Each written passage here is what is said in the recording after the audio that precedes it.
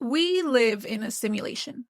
Kinda. Do you guys remember playing Club Penguin, or in my case, Movie Star Planet? It was fun, and I think as a kid, it was like the first real introduction we got to social interactions. It was like the first generation of social media. You would say something weird and you would get made fun of, or people would use very normal slang or terms that sounded very human. You knew, you had no doubt that there was another person behind the screen interacting with you. Then it got different. You stopped getting trolled for something stupid you said, or the other players would say just very generic phrases. And so what was actually going on was that less users were joining these once very popular platforms. And so bots or NPCs were thrown in by the developers to make it seem like the game was still popping, like people were still on it, playing it with you. And this concept didn't end with games like Club Penguin or Movie Star Planet. It's become the entire online experience. The early internet, think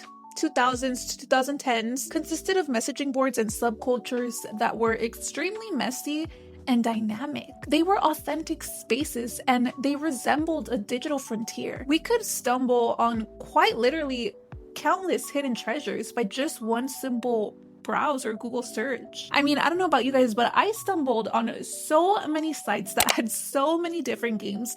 I stumbled on Wattpad stories and it was just crazy. It was crazy. People were buzzing. It was so much more colorful. It felt more alive and more vibrant. And the whole, you were on the internet and you didn't get off of it feeling empty and like this void of numbness like you do now. And even in the early stages of social media, I was not around for the MySpace era, but I remember when Facebook first rolled out, it felt like everyone had a unique voice. It felt like everyone was able to belong to these countless subcultures. I mean, like the Facebook pages, and you were able to just customize your whole internet experience. Every single inch of the internet felt alive with human interaction and things that sparked your curiosity. But that is disappearing extremely rapidly. Now, algorithms decide what we see. Content is recycled endlessly. Think trends, think hundreds of thousands of multiple versions of the same video. I mean, even me, right? Like this video, it's probably been made a gazillion times.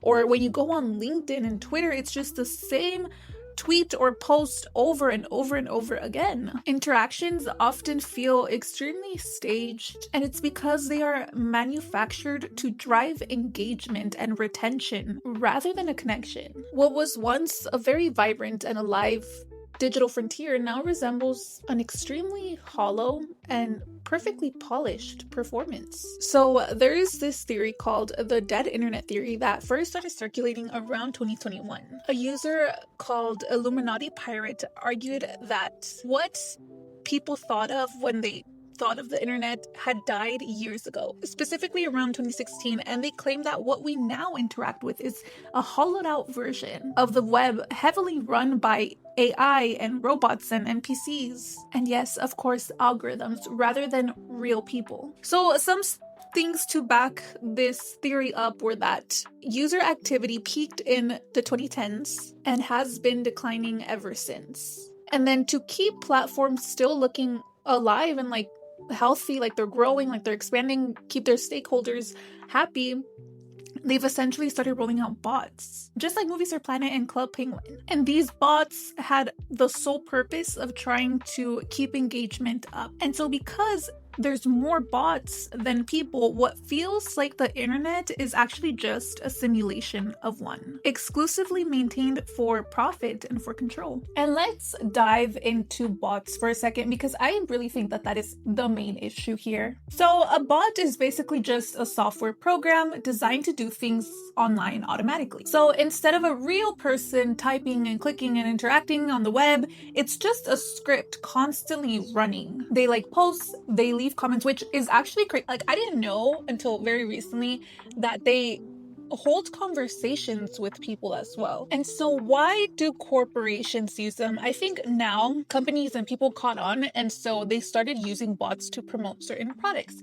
But corporations themselves also allowed these bots and sometimes even unleash these bots into their online spaces. And it's because they want to keep the platforms looking alive. So these bots, they still boost the engagement rates, right? When people like, when people watch, and when these bots, like some of the code in these bots classifies as watch time, as real engagement that they can then report to their stakeholders, and it sort of just inflates this number to make the stakeholders think that their company is more profitable than it actually is, because to them, engagement is money.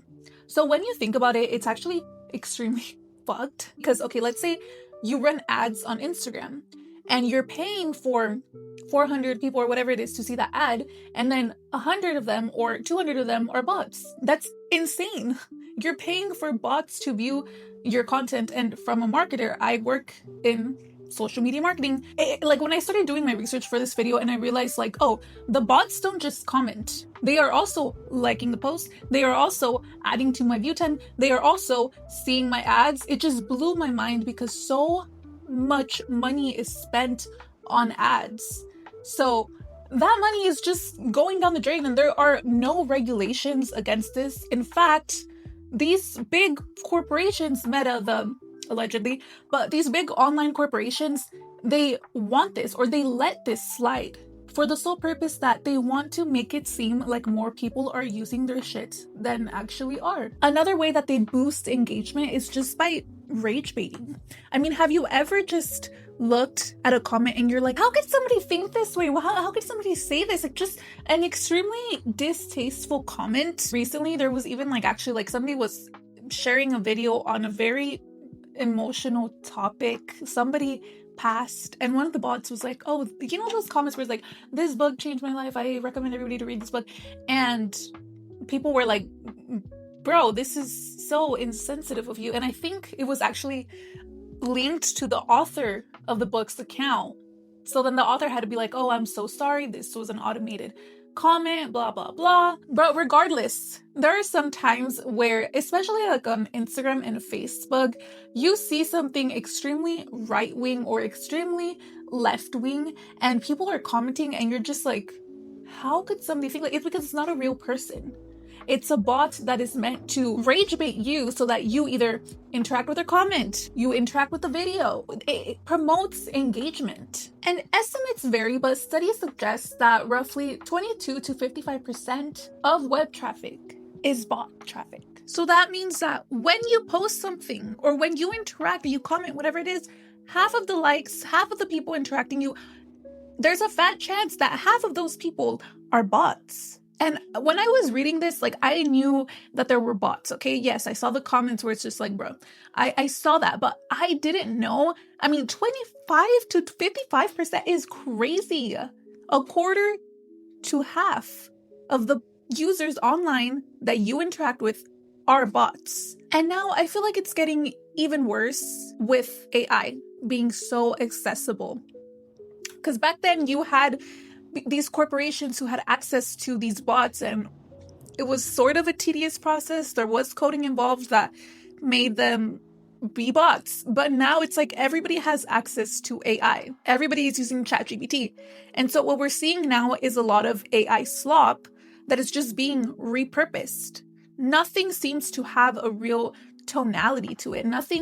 Look on LinkedIn. These LinkedIn gurus, so many M dashes. It's just, you see it and it's just right away, this is AI. And it's not just with LinkedIn. I mean, it's Substack, it's X, because X is now being monetized. It's captions and comments and blogs, entire blog posts.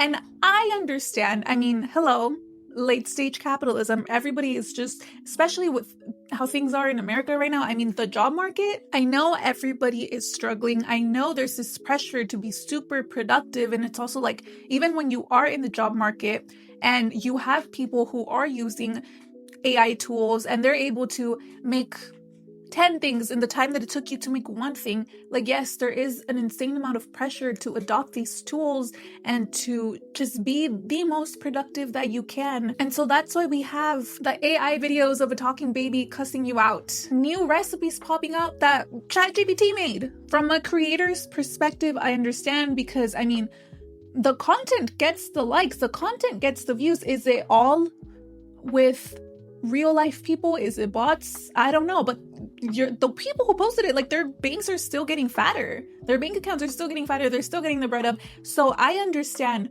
from that perspective. It's like, of course, yeah, I post stupid content. And even like for me, like, I've used AI. I've used an AI software to generate a script, and it was plagiarism. Like, it was completely plagiarized. The AI spit something out that was another person's script. So now it's like, I know it's tempting. I know it's so easy because, especially like, I started a marketing agency for that too. It's like, I'm trying to balance so many things, and it's like, okay, well, how can I be more productive? Well, maybe use a little bit of AI. But I think we have to start paying attention to the consequences as well, because there was no creativity behind my work anymore. I started resenting creating content. I started resenting making the scripts for my videos because it was literally just not me. Like, my brain wasn't working, and I felt it. It was draining. Even though I was being more productive, even though I was being more efficient, a lot of the times I didn't feel like I even resonated with the things that I was saying, or like I wasn't coming across like with the tone that I wanted to portray, or like this wasn't even like a creative outlet anymore. It was feeling very robotic. So like, it was easy, but it was also sloppy. And that's when I told myself, I don't need to be following the rat race of hyper productivity and hyper efficiency. And I know that not all of us, especially those in the corporate world, that's not the case for everyone. But for me, like, I just was like, you know what, if I make one good video, if I take my time,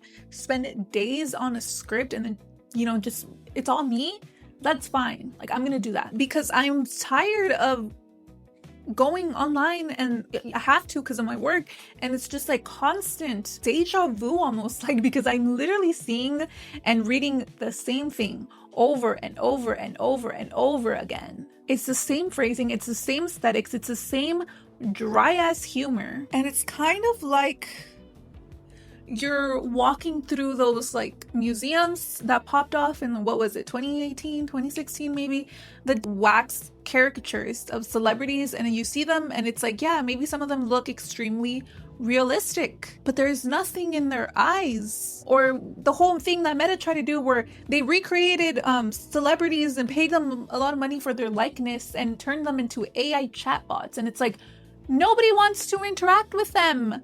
They're weird. Like, these, we know this isn't the celebrity. And okay, we are getting to the living the simulation thing.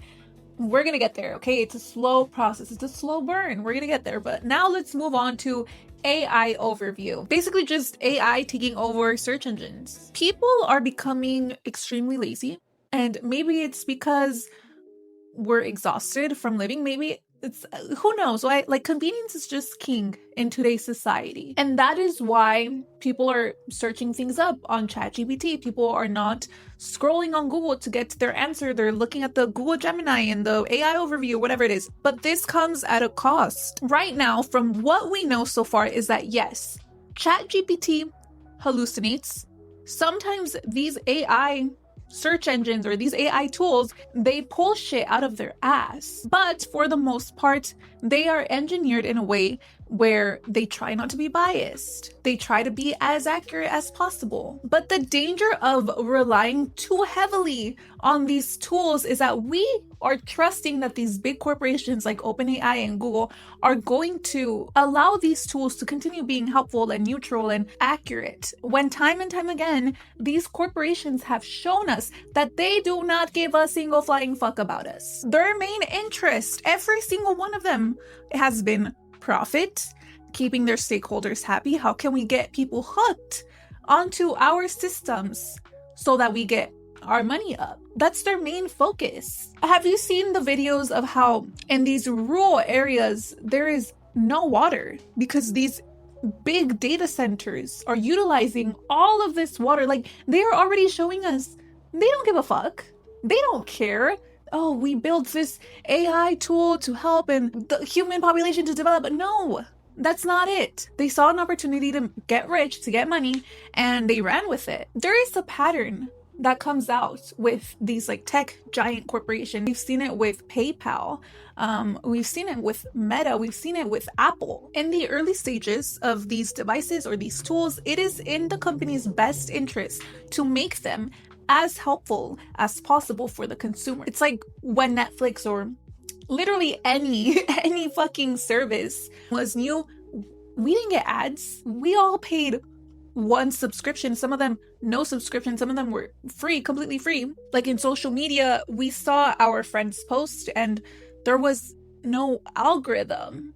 We just saw like posts who were posted by our friends and people we actually cared about. We saw content that actually drove connection. And then once there's already a lot of people, enough people hooked on these apps, now their main goal is to make it highly addictive, to make us highly dependent on these softwares or tools or apps. I mean, these tech giants have monopolized the online space and we are directly seeing the negative consequences of that. And this is always the pattern. They present us with this shiny new toy. They're like, you need this. They get everybody hooked. Everybody is on it. Now you're like, well, how can I not be on it? And then they start playing in our faces. They start saying, hey, fuck the users. Everybody's on this. We will always have users.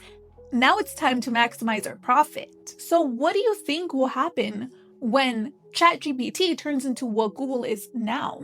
When they implement like this pay-per-click system, where the answer that the AI tool gives you is based on the highest bidder. And by this time, we're all going to be so lazy. We're all going to be too lazy to do our own research. We're all going to be highly dependent on AI. And I mean, we're already there, but now it's going to be like, you must get on board with AI. Think how marketing was with like print and TV versus now it's like, you need to know social media if you want to be in marketing. It's just the way it is. Well, now it's going to be like any job in corporate world, you need to know AI. You need to be using AI. You want to pass in school, you want to even have a slim chance of that, you need to be using AI. Think of how the world will look like when we are all highly dependent of AI and they have moved to the next part of the pattern, the next step, where it's like, hey, now it's time to say fuck you to the users and try to maximize our profits. They're gonna have us like this in the palm of their fucking hands. Anything they tell us, we will believe. And let's say, I mean, this is just me. I mean, this whole little section is me being a crazy conspiracist, I guess, but it's like not so far out of reach. But could you imagine that they're like, oh, all the normal business owners, the small business owners, the whatever, they can have Google ads, right? Google PPC. We are going to charge the premium prices for ChatGPT PPC.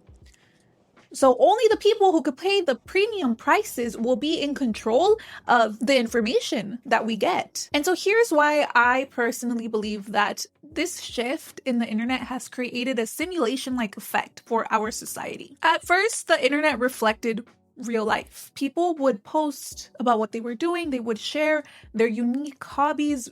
Like, you basically had to be cool or interesting in real life to have that translate into the online space. Think early YouTubers, right? These were very interesting people. And the only reason why they blew up online is because they were able to just showcase that personality online, or they were highly influenced by the real world, right? The society that we built outside of the internet before it was huge, right? And so online culture was built out of human creativity and real world experiences. But now if you start thinking about trends, especially like TikTok, what blows up on TikTok and the slang that we use now, it's flipped. Real life is starting to imitate the internet, the way people talk, the countless sayings that popped off on TikTok and became this like universally shared saying or slang or whatever, or the aesthetics that people put themselves in. Oh, I'm a coastal cowgirl. Oh, I'm an e-girl. Oh, I'm an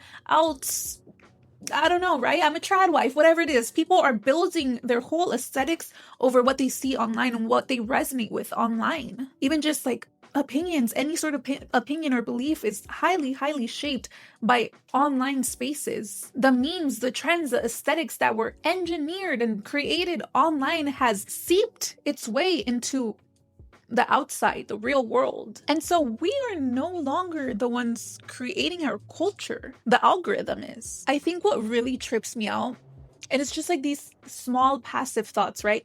I was like, oh, like 6 or 7, you want to hang out there? And my boyfriend was like, what? And I was like, oh, like, do you want to go at 6 or 7? And he's like, oh, I thought you were saying like the trend, and it's just like, and I'm like, oh my god, like that trend, I don't even know what's funny about it. He's like, yeah, I don't know, I don't really know either, but it popped off, and it's like funny to people, like especially younger people.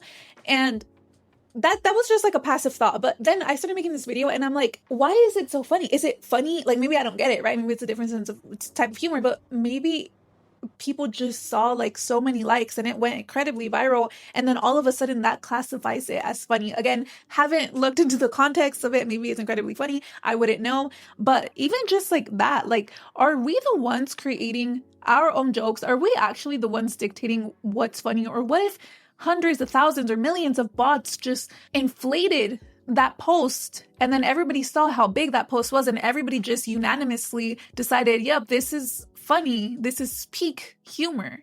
Like, is it so crazy to think that? Because what the fuck is so funny about 6'7"? It's like the internet has become the blueprint to what's funny, the blueprint to what's informative and inventive, and what's considered smart, and what's considered pretty, and what's considered cool or lame or whatever. And when the internet is ran by bots, by AI generated slop, by rage bait and brain rot, then the offline world starts imitating something that isn't even real. And that's what I mean by we are living in a simulation. The online is fake, but then the offline is trying to imitate the online, and then now the offline starts feeling a little bit fake and stale and generic. And so without even realizing it, we end up living in a simulation of beliefs and cultures and ideologies and attitudes and opinions and aesthetics that were fed or are fed to us by corporations and algorithms. Is that not a very scary realization to have? Because again, we already know these corporations don't have our best interests at heart. But with every year that passes, especially because of how rapid the technology is evolving, they have full control over us. And so when you think about this, well, then it's no wonder why so many people are lonely right now. Even though we are hyper connected, the connections feel shallow, and sometimes the connections aren't even real. Sometimes we are interacting with bots, and sometimes these bots are literally built to evoke emotions out of us, and they don't care if it's positive or negative. In fact, if it's negative, probably better for them. So then trust starts to erode. Trust in humanity, trust in your neighbor, trust that this generation isn't completely shit and evil and stupid, and this generation didn't cause all my problems because this person on this comment section commented this, and then another person commented this, and they were all a part of this generation, so this generation must be evil. It starts eroding our trust in one another. And in reality, it's like you go on a walk in a park and you can say hi, good morning to this generation. You can say hi, good morning to that one, and everybody is just going to say hi, good morning, and people are not as evil as they appear to be online. And I think it's very, very dangerous when we don't realize that our experiences online have seeped into how we treat others, how we view ourselves, and the way we understand the world. We don't realize that everything is being shaped by corporations that have a single goal: profit. So I really believe that corporations want a dead internet and a dead world because it's predictable. It's easier to control. It's easier to monetize. It's easier to manipulate. Versus when people have real beliefs that they themselves created out of facts and critical thinking, that is so much that is so much harder to control. That is so much harder to profit off of. What if we see one of these and people online act fucking normal about this? They don't go hoarding and buying hundreds to resell for 20 times the price. They act like fucking human beings, normal. They act like this is just another water bottle. How are they going to make their money? They want us to be fucking crazy. They want us to think that the internet that they have created is reflecting real life when it isn't. And that is the most destructive effect to humanity. Not that the internet feels repetitive, not that the internet feels boring or dead, but that the lifeless version of it is bleeding into our offline world. And if we don't do something about it, we risk living in a reality that is no more authentic than the online world. And I know you feel it too. visiting a restaurant, crazy expensive restaurant that went viral on TikTok, and then you get there and it's just a normal restaurant with normal food. Buying a water bottle because you see everybody going crazy about it on TikTok, and then you get it and your life is the same and it just holds your water. Buying $100 foundation that you thought would make your skin look unreal, like you were wearing a filter in real life, when your skin just looks like skin. Thinking that all of the boomers are evil and they're stupid and they have one brain cell that they probably all share because you have been battling out with them in the comment section of a super right-wing post, and then you interact with them in real life and you're just like, damn, these people are just like me that want some form of connection, that are lonely and that are stressed out about the political and economical state of the world. It's here, it's happening, and we as individuals have to fight it. We're the only ones, like, nobody's gonna come, our government is not gonna come and be like, oh my god, maybe AI isn't good, maybe we should put more regulations. They let Meta run. I mean, it's just so much to unpack, but I think we have to do something about it. Because this is a very dangerous path that we're heading down towards. And I don't mean to be such a negative Nancy. I don't mean to be like a fearmonger. I just think we need to, do less hee ha ha and think more of like the dangerous effects that these tools have on our society. But yeah, that was all that I had for you guys today. Thank you so much for tuning in. This was a post that was recommended by one of my subscribers. I actually don't think that they meant this at all, but they told me do a post on living in a simulation, and I was thinking more like glitches in the Matrix. But then I started really like digging up some of these things, and it kind of like mind fucked me in a way where I'm like, we really are living in a simulation. Let me know what you guys think. Am I being really delulu and just crazy? Or am I talking some sense? Let me know, because this definitely tripped me out when I started thinking about it. But yeah, until next time, bye.